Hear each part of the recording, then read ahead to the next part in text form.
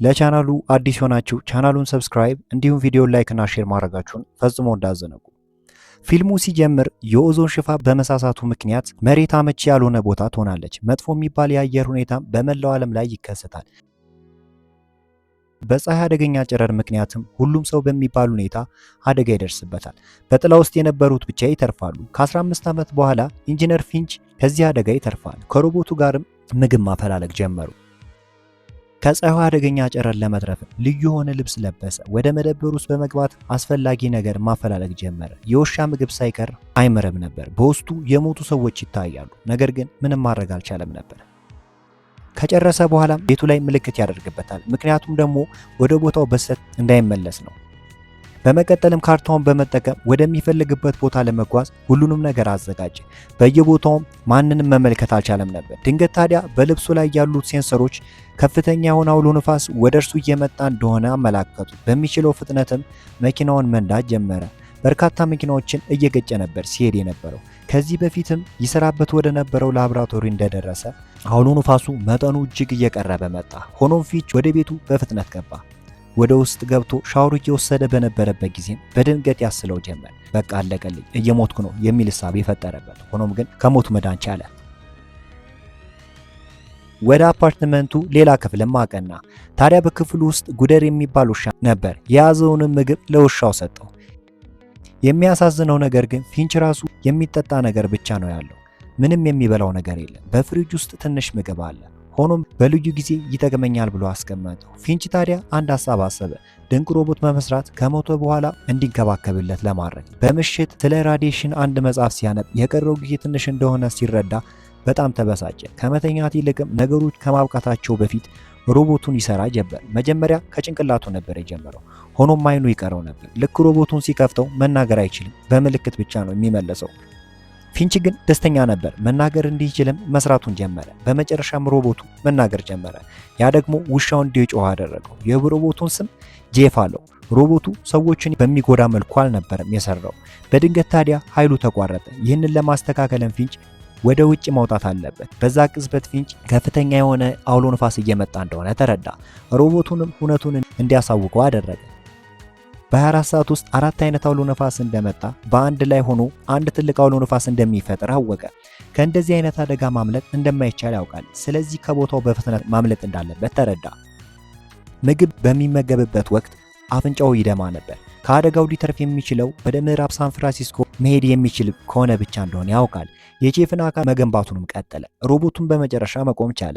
ፊንችን እንዴት መንቀሳቀስ እንደሚችል ያስተምረው ነበር። ውሻውም ጄፍን ሲመለከተው ጮኸ። ከደቂቃ በኋላ ግን ጄፍ መሬት ላይ ወደቀ። ፊንች በርካታ ነገሮችን በማሰባሰብ ተጠመደ። ሴኩሪቲ ካሜራውንም ለጄፍ አይን እንዲሆን ተጠቀሙ። አንድ ላይ ሆነውም ከቦታው አቀኑ። በሚሄዱበት ጊዜ ግን ቦታው ምን ያህል ወደ በረሃነት እንደተቀየረ ማስተዋል ችለዋል። አዲስ ከተማ ሲደርሱም ጄፍ በጭንቅላቱ ላይ ችግር ገጥሞ ስለነበር መኪናውን በማቆም ጠገነው። እየጠገነ ባለበት ወቅት ጄፍ የፊንችን ፖስት ካርድ እየተመለከተ ሐሳቡ ደግሞ በሳን ፍራንሲስኮ ሊያስቀምጠው እንደሆነ ያውቅ ነበር። ጥገናው እንዳለቀም አንድ ላይ ምግብ ማፈላለግ እንዳለባቸው ነገራቸው። ወደ ውጭ ሲወጡ ፊንች ጄፍን እንዴት አድርጎ ነገሮችን ማፈላለግ እንደሚችል ያስተምረው ነበር። ትንሽ ቆይቶ ግን አንድ ፊልም ቤት ተመለከቱ። ቤቱ ተቆልፎ ነበር። ሆኖም ጄፍ ጥንካሬ ስላለው እንደምንም ብሎ ከፈተው። ወደ ክፍሉ ሲገቡ ጄፍ ራሱን በመስታወት ሲመለከት እጅግ ተደነቀ። አንድ መጽሐፍም አገኘ። መጽሐፍቱም ፀሐይ ምን ያህል አደገኛ እንደሆነ የሚያሳይ ነበር። ፊንችም ያንን ለጄፍ አስረዳው። ልክ አዲስ አደገኛ አውሎ ንፋስ ሲመለከቱ ጉዟቸውን ቀጠሉ። አውሎ ንፋሱ በጣም ሲቀርብ ያላቸው አማራጭ ወደ አንድ መጠለያ ውስጥ መግባት ነበረ። ፊንችም አሞት ስለነበር እጅግ ደከመው። ጄፍ ታዲያ ወደ ውስጥ እንዲገባ አደረገ። ጉዲርንም አደጋ ወደማይደርስበት ቦታ ሸሸጉት። አውሎ ንፋሱ ከመድረሱ በፊት አንድ ገመድ ዘረጉ። ቦታው ይናወጥ ነበር። በአውሎ ንፋሱ ምክንያት ፊንችና ጄፍ መሳሪያዎችን ለመያዝ ሞከሩ። ከሰዓታት በኋላ ግን አውሎ ንፋሱ ተረጋጋ።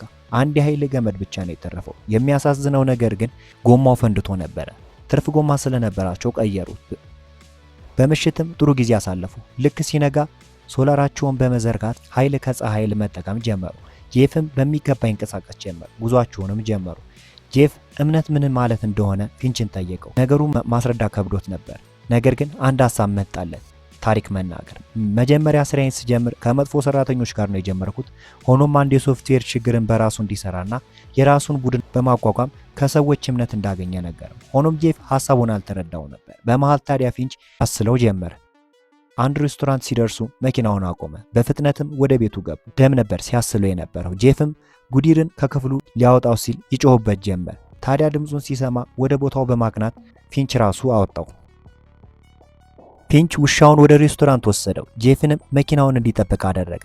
ፊንች ከጉዲር ጋር ጥሩ ጊዜ ሲያሳልፍ፣ ጄፍ ደግሞ እንዴት አድርጎ መኪናውን መንዳት እንዳለበት ይማር ጀመር። ድንገት ግን መኪናውን ሊያንቀሳቀስ ሲሞክር መኪናው ከሌላ መኪና ጋር ይጋጫል። ብዙም አደጋ ግን አላደረሰም። ፊንች እጅግ ተናዶ ነበር። ጄፍንም የፀሐይ ብርሃን እንዴት አደገኛ እንደሆነ ወደ ፀሐይ ጨረር እጁን በመዘርጋት ሊያስረዳው ሞከረ። ዋና ስራውም ጉዲርን መጠበቅ እንደሆነ ለጄፍ ደጋግሞ ነገረው። ጉዟቸውንም ሲጀምሩ ጄፍ ጸጥ ብሎ ነበር። ታዲያ ፊንች እንዴት መኪናውን መንዳት እንደሚችል ሊያስተምረው ወሰነ። በመጀመሪያ ከድንጋዮች ጋር ይጋጭ ነበር። ከጥቂት ጊዜ በኋላ ግን በስርዓት መኪናውን መንዳት ጀመረ። ልክ ሲመሽ በአንድ ካምፕ ውስጥ መኪናውን አቆመ። ወደ ሰሜን ያሉትን መብራቶችንም አስተዋለ።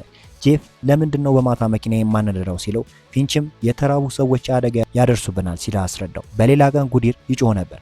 ታዲያ ጄፍ ፊንች ታሞ ስለነበር እረፍት እንዲያገኝ አደረገ። ወደ ሌላ ከተማ መዘዋወር ሆነ ስራቸው። ጄፍ ታዲያ ውሻው በቤት ውስጥ እንዲቆይ ካደረገ በኋላ ከዱዊ ጋር በመሆን ምግብ ማፈላለግ ጀመሩ። በቦታው ግን ምንም ሊያገኘው አልቻለም። ዱዊ በሩን እንዲጠብቅ በማድረግ ቤት ውስጥ ዕቃ ማፈላለጉን ቀጠለ። ማንም ይመለከተናል ብለውም አላሰቡ። ጄፍ መድኃኒት ካገኘ በኋላ በኪሱ ውስጥ ያዘው። ጄፍ ምግቡን ማግኘት ችሎ ነበር። ሆኖም ሳያስበው ወጥመድ ውስጥ ገባ። ያም ወጥመድ ጉዳት አደረሰበት። ልክ ፊንች ከእንቅልፍ ሲነቃ ሮቦቱ ከጎኑ የለም። የሆነ ችግር ተፈጥሮ እንደሆነ ስለተረዳ ምንም እንኳን ጤና ባይሰማውም ልብሱን በመልበስ ለማፈላለግ አሰበ። የሆነ ሰው ሊያጠቃው እንደሆነ ነበር ያሰበው። ሆኖም ጄፍ አዲስ ልብስ ለብሶ ነበር። ከጊዜ በኋላ ጩኸት ሰሙ። ፊንች እየሰራ በመሬት ላይ ወደቀ። ድምፁ እየጨመረ ሲመጣ አንድ ላይ ሆነው ከህንጻው ወጡ። ልክ ወደ መኪናው ሲደርሱ ከፍ ባለ ፍጥነት መንዳት ጀመሩ። እየመሸ ሲሄድም ሌላ መኪና እየተከተላቸው እንደሆነ ፊንች አወቀ። የመኪናውንም መብራት ቢያጠፉትም መኪናው ግን መከተሉን ቀጠለ። በተቻለ ፍጥነት መኪናው እንዳይደርስባቸው ለማድረግ ሞከሩ። ሆኖም የዘረጉት የሶላር መስመር ላይ አደጋ ደረሰበት። እንደምንም ብሎ ለማስተካከል ሞከረ። መኪናው እስኪመጣ ድረስም ተጠባበቁት። ፊንችም መሳሪያውን በማቀባበል ተዘጋጅቶ ነበር። እንደ ድል ሆኖ ግን መኪናው ምንም አደጋ ሳይደርስባቸው አለፈ። መኪናው ላይ አደጋው ደርሶበት ስለነበር ወደ ሳን ፍራንሲስኮ መሄድ አይታሰብም። ጄፍ ግን ተስፋ አልቆረጠም። አንድ ላይ ሆኖም ጄፍ ሁሌም አብሮት እንደሚሆን ነገረው። ፊንች አንድ ታሪክ ነገረው። ወደ አንድ ሱቅ ሲገባ በውስጡ እናትና ልጅ ነበሩ። ሆኖም መሳሪያ ይዘው ነበር። እናቷም ልጇ የሆነ ነገር ካየች እንድትተኩስ ነገረቻት። ፊንች ታዲያ ከአንድ ቦታ ተደበቀ እንዳያጠቁት በመስጋት። በዛን ጊዜ ታዲያ አንድ እብድ የሆነ ሰው መሳሪያ ይዞ ተመለከቱ። እናቱ ራሷን ለመከላከል ተዘጋጀች። በመሃል ታዲያ ሰው 3 ጊዜ ተኩሶ ይገላቸዋል። ፊንችም ከቦታ ሲደርስ እናትም ሆነ ልጅቱ ሞተዋል። የሆነ ድምፅ ሰምቶ ወደ ቦታው ሲያቀና ትንሽ ውሻ አገኘ። ከቦታውም ይዟት በመምጣት ሊያሳድጋት ወሰነ። በዛን ጊዜ ማንንም ማመን እንደሌለበት አወቀ።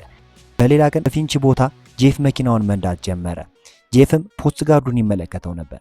ታዲያ መኪናው ላይ የተገጠመው መሳሪያ አደጋ ሊፈጠር እንደሆነ አመላክተው ጀመር። ጄፍ ፊንችን በመቀስቀስ ምን እንደተፈጠረ ጠየቀው። ሆኖም ወደ ውጭ ወጥቶ ሲያረጋግጥ ያን ያህል አስጊ ሁኔታ እንዳልተፈጠረ ተረዳ። ቢራቢሮዎችንም ያስተውል ነበር። እጅግ ተገረመ። አበቦችም ነበሩ። ከሰዓታት በኋላ ግን ጓዛቸውን ቀጠሉ። በርካታ እጽዋት አድገው ነበር። ፊንች ውብ የሆነ ልብስ በመልበስ ጥሩ ጊዜ አሳለፈ። ልክ ከርቀት ድልድይ ሲመለከት በደስታ ተሞላ። ይህንን ደግሞ ከልቡ የሚፈልገው ነገር ነበር። ጄፍ ታዲያ ስለ ፖስት ጋርዱ ፊንችን ጠየቀው። አንድ ነገር ነገረው። ሕፃን እንደነበርኩ አባቴ ከመወለዱ በፊት ነው የሞተው። ልክ እንደ ፊንች ሁሉ ኃይለኛ ኢንጂነር ሲሆን በርካታ ድልድይን መስራት የቻለ ሰው ነው።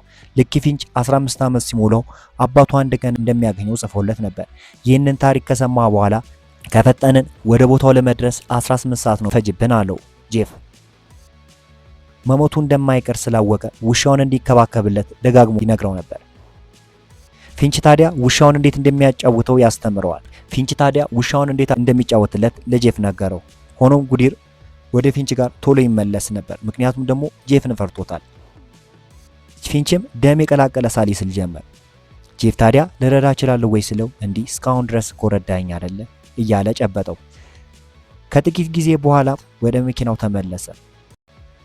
ሆኖም ግን ከጊዜያት በኋላ ውሻው ማልቀስ ጀመረ። ጄፍ ፊሽ ሞቶ እንደሆነ አውቆ ነበረ። ጉዲድና ቼፍም አንድ ላይ በመሆን ልክ እንደ አባቱ አይነት ቀብር ፈጸሙለት። ጄፍ ያንን ቃል የገባውን ነገር ለመፈጸም ወሰነ፣ ጉዲድን ለመንከባከብ ማለት ነው። ምርጥ ጊዜንም ማሳለፍ ጀመሩ። ልክ ሳን ፍራንሲስኮ ሲደርሱ ፊንችን ያስታውሰው ነበር። በቦታው ላይም የሁሉንም ሰዎች የስንብት ደብዳቤ ተመለከተ። እጅግ ተገረመ። ከውሻው ጋርም ጥሩ ጊዜ ማሳለፍ ቻሉ። እንደዚህ አይነት የፊልም ታሪክ እንዲደርሳችሁ ቻናሉን ሰብስክራይብ እንዲሁም ቪዲዮ ላይክ እና ሼር ማድረጋችሁን ፈጽሞ እንዳትዘነጉ።